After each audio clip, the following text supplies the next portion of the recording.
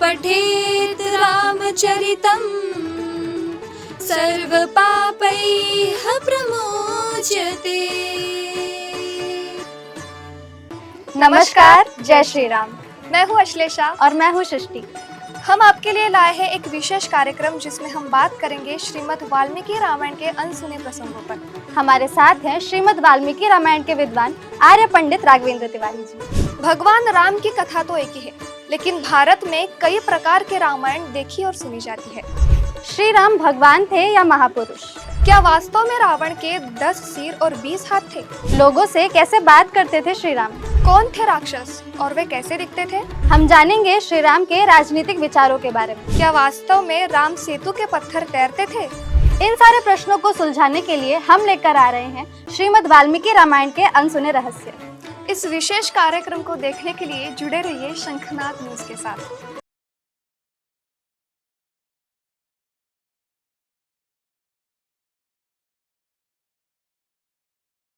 आज एक बार फिर हमारे साथ जुड़े हैं आर्य पंडित राघवेंद्र तिवारी जी, जो श्रीमद् वाल्मीकि रामायण के अनुसंधान करता है। पिछली बार हमने इस बात पर चर्चा की थी कि श्री राम एक मनुष्य हैं या भगवान हैं। इसी विषय को आगे बढ़ाते हुए आज हम जानेंगे कि श्री रामचंद्र जी का व्यवहार कैसा था, श्रीमद् वाल्मीकि रामायण में उनका वर्णन कैसा था और वो लोगों से बातचीत किस तरह से करते थे। सर, हम सभी ने श्री राम के बारे में काफ़ी बातें सुनी हैं, काफ़ी रावण को उन्होंने कैसे हराया था, ये सब बारे में, लेकिन हम कभी ये नहीं जानते, हमने कहीं पढ़ा नहीं या हमें किसी ने बताया नहीं कि असलियत में वो कैसे थे, वो कैसे लोगों से बात करते थे और उनका लोगों के साथ कैसा रिश्ता था, कैसा रिलेशन था और उनका व्यवहार कैसा था। ये बहुत अच्छी बात है और कम से कम आज के समय भी हम ये बात जानने की कोशिश कर रहे हैं, क्योंकि मैं समझता हूँ कि यदि किसी देवता की सिर्फ मूर्ति है या फोटो है तो आम जनता जो है, एक जनमानस है, हम उनकी पूजा करते हैं, उनको फूल चढ़ाते हैं, अगरबत्ती चढ़ाते हैं, नारियल फोड़ते हैं, जो भी पूजा करते हैं, तो हम उन्हें देवता मान लेते हैं। परंतु दर्शन के अनुसार, अर्थात दर्शन शास्त्र या एक तर्क शास्त्र के अनुसार हमको ये समझना चाहिए, जो देवता होते हैं जिनकी हम उपासना करते हैं, तो उनके जो गुण हैं वो हमारे अंदर आते हैं। जैसे शिव जी की पूजा कर रहे हैं तो भगवान शंकर के गुण हमारे अंदर आते हैं, हनुमान जी की आराधना करने पर हनुमान जी के गुण आते हैं। तो इसी तरह एक आदर्श है, एक फार्मूला है कि हमें भगवान राम जैसे बनना है ना। सब लोग समझते हैं कि भगवान राम जैसा हमें बनना है, परंतु भगवान राम की सिर्फ फोटो है या मूर्ति है तो हम उन्हें जीवन भर भगवान ही समझते रहेंगे, लेकिन हम उनके गुण ही नहीं जानेंगे तो हम अपने अंदर आत्मसात कैसे करेंगे। या जिन्हें गुण समझ में नहीं आया तो वो आत्मसात करने के विषय में सोच भी नहीं सकता, उसे पता ही नहीं है। तो ये हमारा बहुत सौभाग्य है कि श्रीमद् वाल्मीकि रामायण के माध्यम से हम ये जानेंगे कि भगवान राम का वास्तव में दिखते कैसे थे, बोलते कैसे थे, चरित्र कैसा था और रोज उनकी क्या दैनिक दिनचर्या क्या रहती, ये भी सब जानने योग्य है, क्योंकि ये किसी ग्रंथ में नहीं आया अभी तक। श्रीमद् वाल्मीकि रामायण अकेला एक ऐसा ग्रंथ है जिसमें भगवान श्री राम की दिनचर्या के विषय में, वो क्या पहनते थे, क्या खाते थे, क्या पीते थे, कैसा रोज रोज का व्यवहार है, काफ़ी चीज़ें वाल्मीकि रामायण जानने के लिए मिलती हैं। तो एक श्लोक मैं आपको बताता हूँ। ये अयोध्या कांड आरंभ होता है जी। उसका प्रथम सर्ग ही है। तो महर्षि वाल्मीकि वर्णन करते हैं, बुद्धिमान मधुराभाषी पूर्वभाषी प्रियं वदः वीर्यवान् वीर्येण महता स्वेन विस्मितः। अब इसका अर्थ समझाता हूँ। तो महर्षि वाल्मीकि कहते हैं, बुद्धिमान मधुराभाषी पूर्वभाषी प्रियं वदः। अयोध्या कांड में भगवान राम का विवाह होकर वो आ चुके हैं बालकांड में। बालकांड का जहाँ समापन होता है, यानी भगवान श्री राम का विवाह हो गया, वो घर आ गए। अब ये 4 भाई हैं, राम लक्ष्मण भरत शत्रुघ्न। तो ये दोनों जो छोटे भाई हैं, भरत और शत्रुघ्न, ये अपने मामा के घर चले गए। उनके मामा का नाम था युधाजित, और उनके जो पिता थे उनका नाम था अश्वपति। ये रहते थे मान लो ईरान, आज के समय में ईरान, कैकेयी वहाँ की थी। अच्छा। तो भरत और शत्रुघ्न को उनके मामा जी लेके चले गए। हम्म। अब घर में है राम और लक्ष्मण, तो ये वो दोनों भाई ये समझते हैं कि अबे हमको क्या लेना देना है राजा से, हम तो अब जो काम में लगा दिए ठीक है। और लक्ष्मण भी सहयोग करते हैं, क्योंकि भविष्य में क्योंकि राजपुरुष जो रहता है वो कोई ना कोई काम में जुटा हुआ है, राज्य शासन के कोई ना कोई अंग संभालते हैं। और दशरथ जो हैं, राजा दशरथ, वो बुजुर्ग हो चुके हैं। तो राजा दशरथ ये समझने लगे कि अब मेरा राम तो सब संभाल लेता है, तो वो ज़्यादा ध्यान नहीं देते, वो समझ लो कि दस्तखत करते हैं सिर्फ।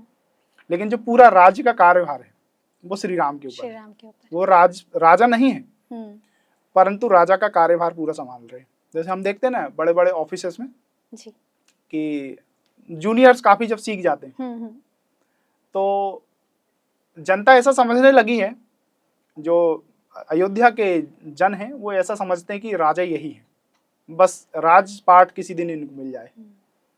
और जो राजा दशरथ हैं वो भी बस छोड़ दिया, मेरा बेटा तो सब कुछ संभाल लेता है।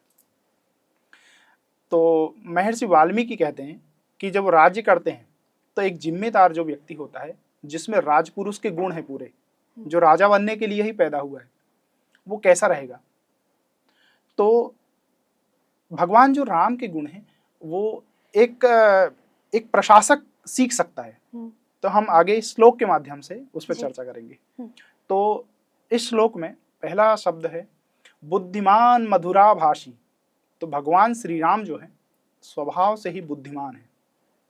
बुद्धिमान का अर्थ हम समझ सकते हैं कि जो अच्छे से सोचने समझने वाला व्यक्ति, कब क्या बोलना है, किसी से कैसा व्यवहार करना है, ये अच्छी तरह से समझने वाला व्यक्ति, अच्छा बर्ताव करने वाला व्यक्ति बुद्धिमान समझा जाता है। तो भगवान राम का पहला गुण है बुद्धिमान। मधुराभाषी, और जब बात करते हैं तो किसी से भी मधुरता से बात करते हैं। और तीसरा गुण है पूर्वभाषी। बुद्धिमान मधुराभाषी पूर्वभाषी प्रियम वदा। अब पूर्वभाषी का अर्थ समझना, ये एडमिनिस्ट्रेशन के लिए बहुत इंपॉर्टेंट है। ये समझना चाहिए कि प्रबंधन का एक गुण है। जो लोग शासन करना चाहते हैं या जो किसी महत्वपूर्ण पद पर हैं, चाहे वो ग्राम पंचायत का सरपंच हो, चाहे वो कलेक्टर हो, चाहे आईपीएस हो, या वो मंत्री हो या मंत्री के पीए हो, कोई भी राज्य से संबंधित लोग या जो बड़े पद पे या किसी कारपोरेट कंपनी के मालिक हैं, उनको ये समझना आवश्यक है भगवान राम के जो गुण हैं। अभी तक हम यही समझने आए हैं कि भगवान राम भक्ति के लिए हैं, परंतु प्रशासकीय गुण में बताता हूँ। तो हमारा जो शब्द है पूर्वभाषी। पूर्वभाषी मतलब पहले बोलने वाला। जैसे मैं किसी बड़े पद पर हूँ, मुझसे लोग मिलने आते हैं, रोज 20-25 लोग मिलने आते हैं। अब वो लाइन पे खड़े हैं, तो पहले वो बोलेंगे कि हमको ना साहब से मिलना है। साहब के पास गए तो साहब बैठे हैं टेबल पे, तो सामने वाला व्यक्ति जब अपनी कोई समस्या लेके आएगा, कोई मुद्दा लेके आएगा, तो वो दूर खड़ा पहले ही घबराया हुआ है, क्योंकि एक मनोवृत्ति रहती है, लोग डरते हैं किसी बड़े आदमी के सामने जाने से। तो भगवान राम का जो गुण है वो है पूर्वभाषी। वो दूर से ही कोई खड़ा है तो उसको पहले अपने तरफ से बोलते हैं, यानी ऐसा नहीं कि वो आएगा साहब मेरा ये काम है। तो व्यक्ति ऐसे ही तो छोटा आदमी है, वो ऐसे ही डर गया। लेकिन यदि राजा अपने तरफ से बोल दे, अरे और कैसे आइए, क्या काम है आपको, बताइए कहाँ से आए, कितना अच्छा हो जाए। तो प्रशासक का सबसे पहला गुण है वो पूर्वभाषी हो। तो भगवान राम का जो गुण है तो पूर्वभाषी का गुण है, यानी वो पहले अपने तरफ से बोलते हैं। रास्ते में चल रहे हैं तो किसी से भी अपनी ओर से पहले बोलना, ये प्रशासकीय गुण है। तो भगवान राम से ये सीखने योग्य है कि वो पूर्वभाषी है।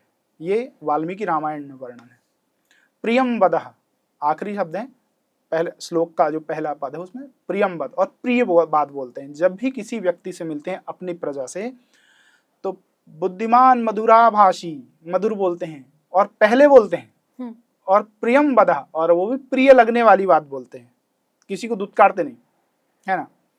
और वीर्यवान न वीर्येण, बहुत वीर हैं, वीर अर्थात बड़े ताकत वाले हैं, शूरवीर हैं, युद्ध कला जानते हैं, किसी की भी गर्दन ऐसी मरोड़ दें।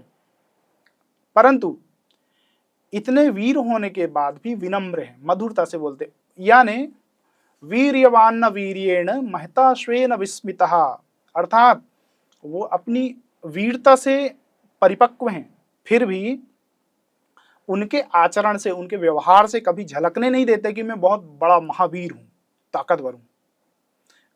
सब लोगों के प्रति प्रेम से व्यवहार करते हैं। अब अगला श्लोक है, मैं बोलता हूं, वह आप इसको बहुत ध्यान से सुनना, सभी के लिए सुनने लायक। हाँ। इससे आपको पता चलेगा कि वेदों में क्या पढ़ाई होती थी। वैहारिकाणां शिल्पाणां विज्ञातार्थ विभागवित् आरोहे विनये चैव युक्तो वारणवाजिनाम। संस्कृत थोड़ी कठिन है, लेकिन उसका अर्थ आप समझना। ये पहला श्लोक हो गया उनका गुण कि व्यवहार। अब वो क्या क्या जानते थे, इस एक श्लोक में वर्णन है। वैहारिकाणाम शिल्पाणाम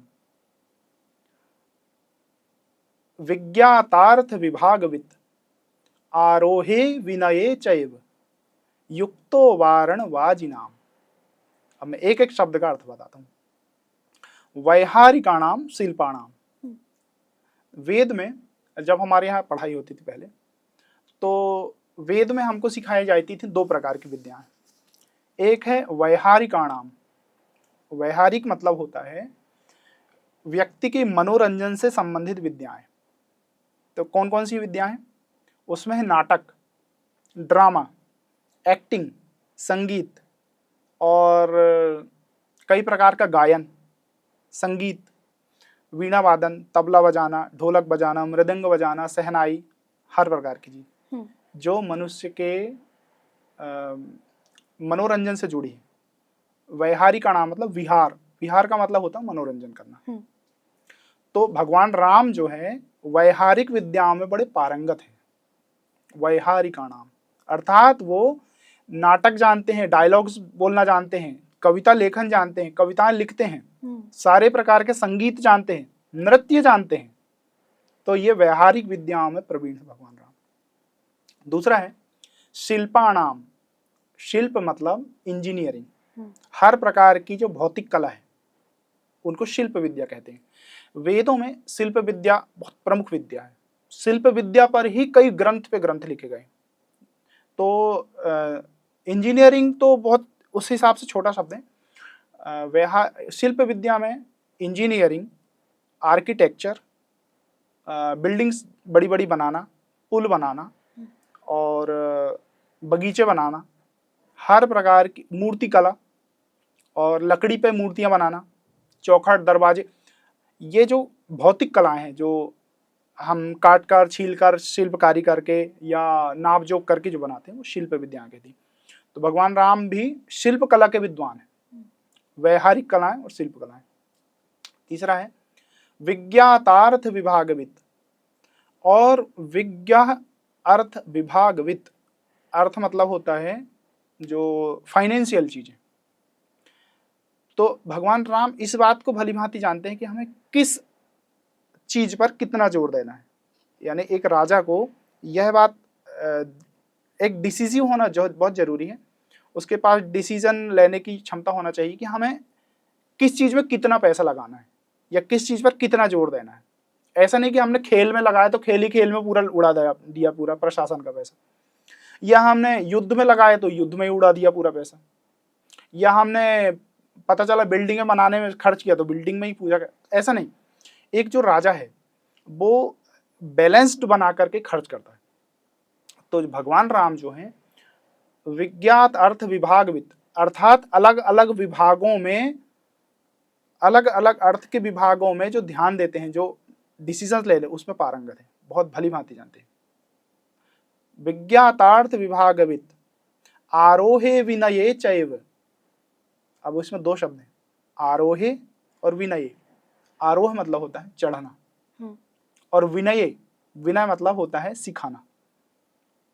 युक्तो वारण वाजिनाम, अब वारण मतलब होता है हाथी और वाजिनाम मतलब घोड़े। तो भगवान राम जो है हाथी और घोड़े दोनों को स्वयं घुड़सवारी करना में और हाथी सवारी करने में पारंगत हैं, साथ ही उनको विनय भाव सिखाना, यानी हाथी और घोड़े को सिखाना, उनको भी चाल सिखाना। अभी लोगों को आम जनता को कम पता रहता है, लेकिन उस क्षेत्र से जुड़े जो लोग हैं वो जानते हैं हाथियों को सिखाना पड़ता है। हाथी को अंकुश मारते हैं या डांटते हैं कि ये चल लकड़ी उठा, अब चलो इधर चलो, अब इसको सूंड से प्रणाम करो, होता है ना जी। उसको कहते हैं वारण, हाथियों को सिखाना। और दूसरा है घोड़ों को सिखाना। घोड़े जो रहते हैं ना, वो एक घोड़ा जो होता है जंगली होता है, वो मटक मटक कर चलता है, यानी उसके ऊपर जो नया घोड़ा उसके ऊपर कोई बैठ जाए तो व्यक्ति की रीढ़ की हड्डी बहुत कमजोर हो जाएगी। तो घोड़ों को चाल सिखाई जाती है कि एकदम, आप देखना दिल्ली में जब परेड होती है तो जो घोड़े चलते हैं उनकी चाल देखना, वो एक बहुत अनुशासन से चलते हैं, उसको कहते हैं चाल सिखाना, उसमें बहुत मेहनत लगती है। तो भगवान राम जो हैं उन घोड़ों को चाल सिखाना भी जानते हैं। तो ये अर्थ आपको पूरी हो गई। व्यवहारिकाणाम शिल्पणाम, यानी मनोरंजन से संबंधित विद्याएं, इंजीनियरिंग से संबंधित विद्याएं, और फाइनेंशियल मैनेजमेंट, और फिर आखिरी ये घोड़े और हाथी को सिखाना, यानी हर प्रकार का काम वो जानते हैं। और पहला श्लोक में आया जो व्यवहार जानते हो, है ना। अब देखिए एक और श्लोक, धनुर्वेद विदाम श्रेष्ठो लोके अतिरथ सम्मतः अभियाता प्रहर्ता च सेनानय विशारदः। अब इसको भी सुनो, धनुर्वेद विदाम श्रेष्ठो, धनुर्वेद विद्या में वो श्रेष्ठ हैं। तो हम धनुर्वेद जब समझते हैं तो क्योंकि हम वो जो एक युग था जब धनुर्वेद ही प्रमुख वेद था। जैसे वर्तमान में जब युद्ध होता है तो क्या चीजें चलती, मिसाइल, है ना। सबसे आज वर्तमान में जब युद्ध हो रहे हैं तो वो होते हैं मिसाइल से, गन से, और प्रक्षेपास्त्र जिसको हम बोलते हैं लॉन्च पैड। लेकिन एक समय था जब ये सब चीजें धनुष से होती थी, जितने भी युद्ध होते थे धनुष से होते थे। तो भगवान वो प्रमुख, यानी सारी जो युद्ध विद्या का केंद्र धनुर्विद्या था। और धनुर्विद्या में हर प्रकार की अग्नि अस्त्र कैसे छोड़ना है, वरुणास्त्र कैसे जाएगा, वायु अस्त्र कैसे जाएगा, वरुणास्त्र कैसे जाएगा, और नाग अस्त्र कैसे जाएगा। तो भगवान श्री राम जो है ये धनुर्विद्या में श्रेष्ठ हैं। धनुर्वेद विदाम श्रेष्ठो लोके अतिरथ सम्मतः। अब यहाँ शब्द है अतिरथ, अतिरथी। तो भगवान राम जो है अतिरथी वीर हैं। तो ऐसा है कि धनुर्वेद में अलग अलग डिग्रीज हैं, स्तर हैं उसके स्टैंडर्ड। तो सबसे जो शुरुआती जो योद्धा होते हैं, कहते हैं कि जो 25 योद्धाओं को एक साथ मार दे वो आता है अर्धरथी। फिर उसके बाद 100 लोगों को मार दे वो ऊपर, फिर ऊपर, फिर ऊपर। तो पहले होता है अतिरथ, पहले होता है अर्धरथी, फिर उसके बाद रथी, उससे ऊपर रथी, फिर उससे ऊपर अतिरथ, महारथी, और महारथी से ऊपर अतिरथी। तो हमारे यहाँ अतिरथी वीर कोई नहीं हुआ, सिर्फ भगवान परशुराम, रावण एक महारथी था, भगवान राम अतिरथी वीर हैं, और भगवान शिव अतिरथी हैं, भगवान विष्णु अतिरथी वीर हैं, क्योंकि इन्होंने बहुत युद्ध लड़े हैं राक्षसों के साथ, पहले दैत्यों के साथ। और भगवान परशुराम, ये लोग जो हैं जो सर्वोच्च कोटि जो है युद्ध लड़ने की उसमें आते हैं। तो भगवान राम जो है स्वयं अतिरथी वीर हैं, उस डिग्री पे पहुंचे हुए हैं युद्ध क्षेत्र में। और लोके अतिरथ सम्मतः, तो जो उस समय के जितने भी अतिरथी वीर थे उनके द्वारा भी सम्मानित थे, मतलब वो युद्ध विद्या में इतने निपुण थे। लोके अतिरथ सम्मतः अभियाता प्रहर्ता चा। अब ये युद्ध से जुड़ा हुआ है। अभियाता, अभियाता मतलब ये होता जो अभियान चलाता है। जैसे पहले के उस युग में युद्ध अभियान एक बहुत प्रमुख उस समय का कल्चर था कि जो योद्धा थे वो अपने प्रमुख प्रमुख वीर सैनिकों को लेकर के अभियान पे निकलते थे। जैसे रावण भी अभियान पे निकलता था कि एक के बाद एक राजाओं को मारते जाना, आगे बढ़ना। एक राज्य में गए, वहाँ के राज्य को समाप्त किया, उस राजा को मार डाला या आपने हरा दिया, उस राज्य पे आधिपत्य हो गया। फिर अगले राज्य में गए, वहाँ के लोगों को मार डाला। फिर बाद में और कहीं गए। जैसे हमारे यहाँ जो पुराने समय में मुगल आक्रांत आए थे, आतंकी लोग, तो उन्होंने भी क्या किया था, वो अभियान चलाते हुए आए थे कि पहले वहाँ से निकल गए रोम से, फिर बीच के राजाओं को मार दिया, फिर उससे आगे बढ़े, फिर वहाँ मार दिया। पहले सबसे पहले उधर रोम से निकले, पहले वो पर्सिया था उस समय, पर्सिया को किया, फिर इसके बाद में और आगे बढ़े तो इधर आगे ईरान ही पर्सिया था, फिर थोड़ा और आए, फिर धीरे धीरे भारत के एक राज्य में, इसको कहते हैं अभियान चलाना। तो रावण भी उसी प्रकार अभियान चलाता था। पहले वो पास के जो जितने देवता जो राजा थे उनको मारा, फिर इसके बाद और आगे बढ़ा, फिर और आगे बढ़ा। तो पहले क्या होता था, जितने वीर होते थे वो महाबली वीर पूरे पृथ्वी में घूम घूम के सारे राजाओं को हराते थे। यानी उस समय का लाइक जैसे आज का सबसे बड़ा वॉर क्या है, आज का सबसे बड़ा वॉर है व्यापार, कि मेरा देश है, जैसे डोनाल्ड ट्रंप है, वो ये चाहते कि पूरी दुनिया में हमारा माल बिकना चाहिए, हमारे देश की कंपनी हर जगह माल बेचे। ये जिसको कहना चाहिए कमर्शियल वार है। लेकिन एक जमाना था जब युद्ध का ही अभियान चलता था, तो हर राजा अभियान लेके निकलता था। तो जो भगवान राम है वो एक बहुत बड़े अभियाता हैं। अभियाता यानी अभियान चलाने वाले, जिसको कहते हैं एक्सपेडिशन। वो एक्सपेडिशन को जानते हैं अच्छी तरह भगवान श्री राम। अभियाता प्रहरता चा, अच्छा प्रहरता यानी आक्रमण करने की कला, कि किसी राज्य के ऊपर चढ़ाई कैसे करना है, तो वो यही सब तो जानते थे, तभी तो वो लंका पे चढ़ाई कर पाए कि किन सैनिकों को कहाँ लगाना है। और सेना नय विशारदः, अर्थात सेना का संचालन कैसे करना है, इसमें भगवान श्री राम विशारद है। विशारद मतलब बड़े विद्वान है। तो कैसे कि हमारे पास में मान लीजिए 1 लाख लोगों की सेना है, तो एक सेनापति को यह समझ होनी आवश्यक है कि सेना के किस अंगों को कहाँ पर नियुक्त करना है। ऐसे नहीं होना चाहिए कि पता चला कुछ ऐसे सैनिक हैं जिनके ऊपर एकदम से पथराव हो गया या वार लगे तो वो वहीं पहले ही मर गए इंपॉर्टेंट लोग। तो एक राजा जो होता है सेनापति, उसको यह बात भली भांति समझनी पड़ती है कि किन लोगों को कहाँ डिप्लॉय करना है, अर्थात कहाँ नियुक्त करना है, और सेना को कैसे लेके जाना है, किस लोगों को किधर से भेजना है, किन को पीछे से आक्रमण कराना है, किसको तीसरे तरफ से कराना है, किन सैनिकों को रिजर्व करके रखना है बचा कर की आखिरी में काम आएंगे, किन सैनिकों को घायल लोगों को उठाने के लिए ले जाना है, किन सैनिकों को राजमहल के अंदर घुस के हमला करना है। तो ये बहुत सी विद्याएं जो है, ये प्रहरता, अभियाता, सेना नय विशारदा। तो जो भगवान राम है सेना के संचालन में और प्रहार करने में, अभियान करने में, ये सब चीज़ें भगवान श्री राम अच्छी तरह जानते हैं। कभी इस बात का क्यों उल्लेख नहीं हो पाया, हम इसको कहेंगे कि समय का ही फेर है कि बीच में ये सब बातें नहीं आ पाई सामने। लेकिन आज अपना बहुत सौभाग्य है कि हम इस पर चर्चा कर रहे हैं। श्रीमद् वाल्मीकि रामायण में बड़े सुंदर तरीके से एक ही श्लोक में भगवान श्री राम के गुणों का वर्णन है। अच्छा, इसमें इसके अलावा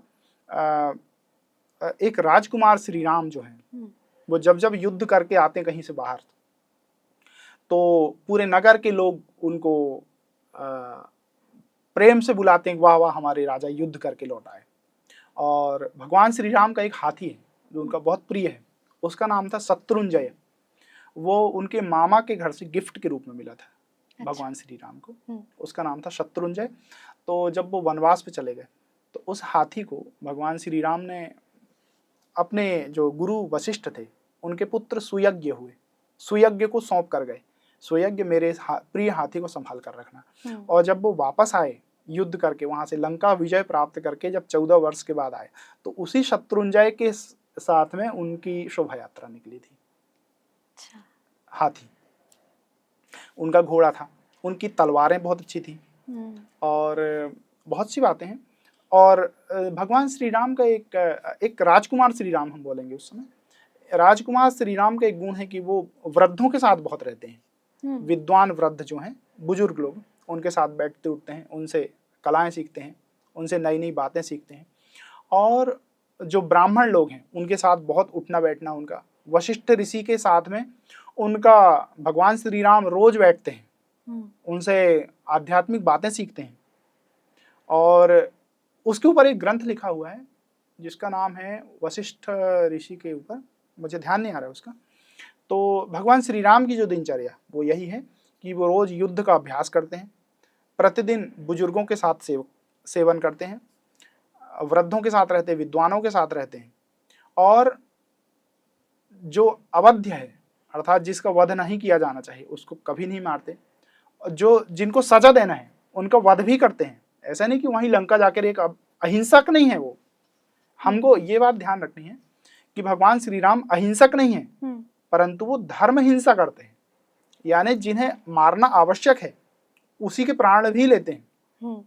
और आगे जब हम वनवास जब चले जाते हैं तो उन्होंने कई जो हिंसक प्राणी हैं उनको भी मारा है, क्योंकि हम जब देखते हैं जो रामचरितमानस में उनका जो बहुत आदर्शवादी स्वरूप दिखा है, परंतु श्रीमद् वाल्मीकि रामायण ने उनका वास्तविक रूप दिखाया है। एक क्षत्रिय हैं जो धनुष बाण चलाते हैं, तलवार रखते हैं, छुरी कटारी सब रखते हैं, तो वो प्रतिदिन बहुत प्रैक्टिकल लाइफ जीते हैं। ऐसा नहीं है कि सिर्फ भगवान है। तो बहुत सुंदर वर्णन, हम आगे भी इस विषय पे और भी चर्चा करेंगे। सर मेरा अगला प्रश्न ये था कि श्री राम आश्रम जब पढ़ने जाते थे तो उनकी उम्र क्या थी, वो कितने बड़े थे, और क्या वो चारों भाई साथ में जाते थे पढ़ाई करने, और उन्होंने किन किन चीज़ों में विद्या प्राप्त की है, उनके गुण क्या क्या थे, और श्रीमद् वाल्मीकि रामायण में उनकी विद्या को लेकर क्या वर्णन है? ये बहुत अच्छा है। वैसे वाल्मीकि रामायण में आरंभ में तो इसका वर्णन नहीं है, यानी ये वर्णन नहीं है कि क्या क्या होता था। वेद में जो पढ़ाई होती थी वो तो सभी के लिए होती थी, परंतु राजाओं को कुछ विशेष विद्याएं भी सिखाई जाती थी। पर आपने अब ये इस विषय को छेड़ा है, इसलिए मैं बताता हूँ कि आरंभ में ऐसा हुआ कि सारे जो 4 के 4 पुत्र हैं वो जन्म के बाद में ऋषियों के आश्रम में गए, वहाँ उनका यज्ञोपवीत पहले संस्कार हुआ 5 साल में, और वो पढ़ने लगे। पढ़ने के बाद में वो फिर से राज्य में आ गए। अब एक दिन ऐसा हुआ कि उस समय के प्रख्यात और प्रतापी महर्षि विश्वामित्र का आगमन हुआ। महर्षि विश्वामित्र उस समय के बहुत तेजस्वी ऋषियों में से जाने जाते हैं कि सारा संसार उनसे बहुत घबराता था। तो महर्षि विश्वामित्र यज्ञ करते थे अपने आश्रम में। उस समय एक विशेष प्रकार का आतंकवाद था, जैसे आज आतंकवाद से लोग डरते हैं, उस समय राक्षसों का आतंक था। इस देखने में ही आया है, हर युग में आतंक रहा है जी, किसी न किसी चीज का, और उन्हें बड़े महापुरुषों ने कंट्रोल किया है। चाहे हम प्राचीन काल देखें, चाहे मध्य काल देखें, चाहे वर्तमान देखें, राक्षसी शक्तियां या आतंकवाद जैसा आज है उस समय भी था। उस समय जो आतंक था वो राक्षसों का आतंक था।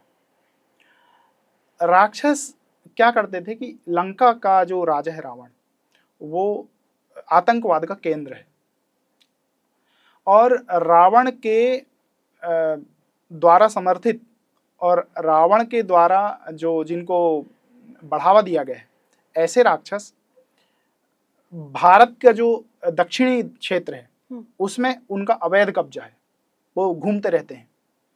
इस क्षेत्र को कहा गया है दंडकारण्य, जो इसका आज वर्तमान में भी नाम है, जिसमें वर्तमान समय में देखा जाए तो छत्तीसगढ़, कर्नाटक, आंध्र प्रदेश, उड़ीसा, तमिलनाडु तक का पूरा हिस्सा ये दंडकारण्य में आता है, जिसको वर्तमान में कहते हैं इंडियन पेनिनसुला, प्रायद्वीपीय पठार।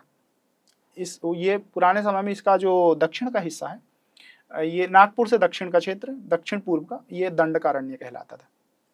यहाँ पर रावण का अवैध कब्जा है, समझ लो कि पूरा जंगल है। तो इस क्षेत्र में लोग नहीं रहते थे, क्योंकि राक्षसों का इतना भयंकर आतंक था कि इस क्षेत्र में केवल एक ऋषि थे, वो है महर्षि अगस्त्य।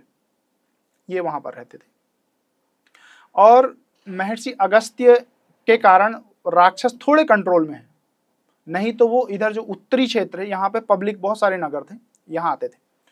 तो महर्षि विश्वामित्र का आश्रम भी यहीं कहीं है, अयोध्या के आसपास थोड़ी दूरी पे था, गंगा के तट पर। महर्षि विश्वामित्र एक दिन आए और उन्होंने राजा दशरथ से कहा कि मुझे आपका जो पुत्र है वो यज्ञ रक्षा के लिए आप दे दीजिए। हम्म। तो आरंभ में राजा दशरथ ने उन्हें कह दिया था कि ठीक है, आप जो गुरुदेव आप जो कहें मैं उसे तैयार करने के लिए।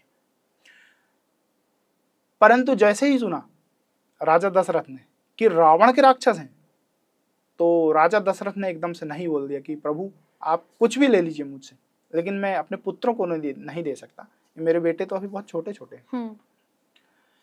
तो महर्षि विश्वामित्र नाराज होकर जाने लगे वापस।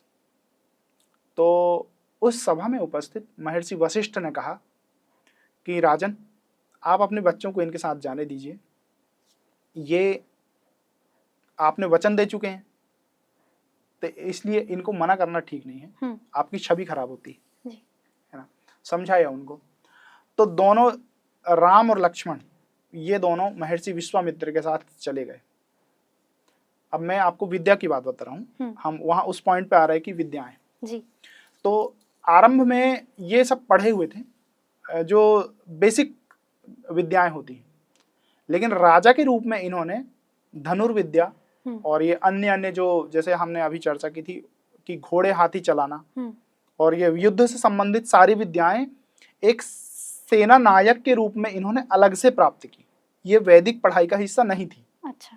कोई व्यक्ति चाहे कि मुझे अलग से सैन्य विद्याएं सीखना है तो वो अलग से सीख सकता था। विशेष रूप से एक राजा और क्षत्रिय के लिए तो ये सीखना अनिवार्य था। तो भगवान राम ने युद्ध विद्याएं सीखी। अब महर्षि विश्वामित्र के साथ जब जाने लगे तो सरयू नदी के तट पर महर्षि विश्वामित्र ने विश्राम किया एक रात। उनको जाना है पैदल। ये ताड़का वध से पहले की कथा है। यो रामचरितमानस में इसका वर्णन नहीं है, जो अभी मैं आपको बताने जा रहा हूँ। तो विश्वामित्र जी ने कहा कि राम एक जंगल के पास से गुजर रहे थे।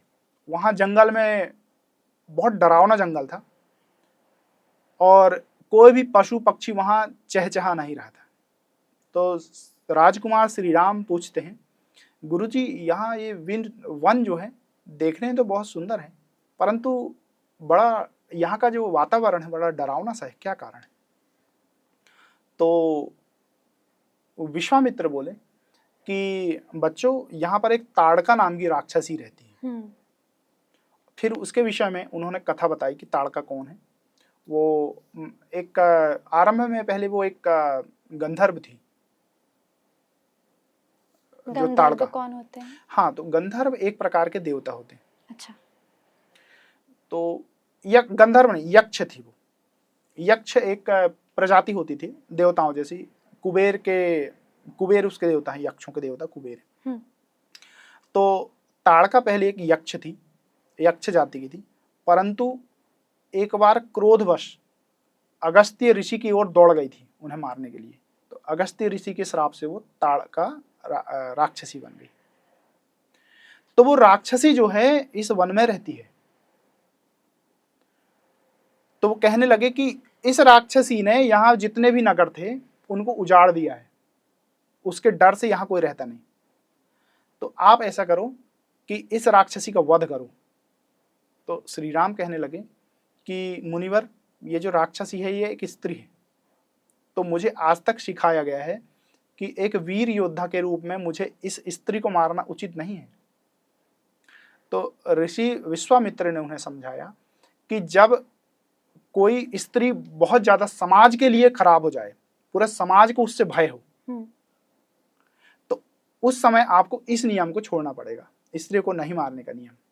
फिर उन्होंने कुछ पुरानी कथाएं बताई कि देखो एक समय ऐसा आया था कि एक स्त्री को स्वयं भगवान विष्णु को मारना पड़ा था। जब कोई व्यक्ति समाज के लिए खतरा बन जाए, चाहे वो स्त्री हो या पुरुष, तो उसे मारना आवश्यक है। तो भगवान श्री राम ने कहा कि ठीक है, मैं इसे मारता हूं। तो उन्होंने अपनी धनुष से टंकार किया। तो धनुष टंकार एक प्रकार का एक युद्ध की ललकार की तरह होता था। धनुष की प्रत्यंचा होती है, उसको खींच करके छोड़ना। प्रत्यंचा मतलब डोरी। उसे खींच करके छोड़ने से झन की आवाज आती है, बहुत वाइब्रेशन होता उसमें। तो पहले जो भी युद्ध होता था तो युद्ध में ललकार के रूप में धनुष की उसकी टंकार की जाती थी, उसको खींच के छोड़ना सिर्फ बिना बाण के, उसे कहते थे धनुष टंकार, अच्छा। प्रत्यंचा खींच कर छोड़ना। तो उस टंकार से ताड़का ने कहीं से सुन लिया उसे, तो वो दौड़ करके आई और भगवान श्री राम ने उसे मारा। जब उसे मार दिया तो राजा जो महर्षि विश्वामित्र हैं उन्हें ये विश्वास हो गया कि ये जो राजकुमार हैं बहुत योग्य हैं। अच्छा, हम यहाँ देखने में आता है कि अभी तक भी कहीं पर राजा श्री रामचंद्र जी को, राजकुमार श्री राम को भगवान कहीं नहीं कहा गया है। महर्षि विश्वामित्र ने समझा कि ये एक बड़ा योग्य बालक है, योग्य क्षत्रिय है, योग्य क्षत्रिय वीर है। तो उन्होंने ताड़का वध के पश्चात कहा कि राम तुम बड़े योग्य हो, इसलिए मैं तुम्हें बड़ी गुप्त विद्याएं देता हूं।